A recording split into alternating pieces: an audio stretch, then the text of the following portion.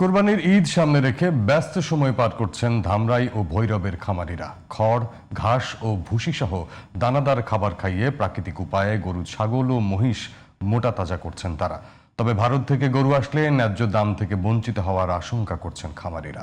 ধামরাই প্রতিনিধি আইয়ুব খান ও ভৈরব প্রতিনিধি M A হালিমের পাঠানো তথ্য চিত্রে বিস্তারিত জানাচ্ছেন মাসুমা ইসলাম।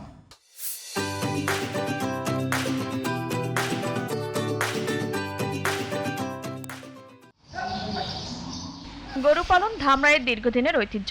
প্রাণী সম্পদ অধিদপ্তরের তথ্য অনুযায়ী চলতি বছর উপজেলার প্রায় ৩০০ খামারি ও কৃষক কোরবানির জন্য ৫১,০০০-এর বেশি পশু প্রস্তুত করেছেন।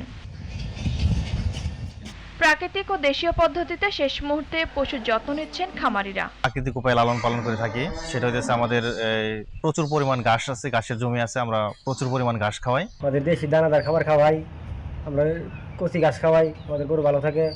এবছর ধামরাই থেকে অন্তত ৬০০ কোটি টাকার পশু বিক্রি হতে পারে বলে জানান উপজেলা প্রাণী সম্পদ কর্মকর্তা।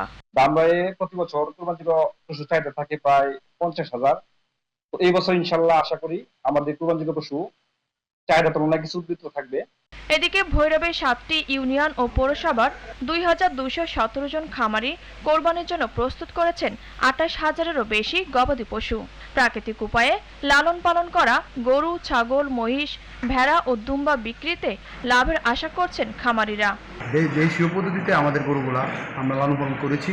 গমের ভুসি গুলোই খাওয়াই, স্টেরয়েড জাতীয় কোনো ইনজেকশন বা ট্যাবলেট আমরা আমাদের দুম্বা বা গরুকে দেই না। আল্লাহর রহমতে আমরা প্রফিট করার আশা করতেছি মোটামুটি ভালো।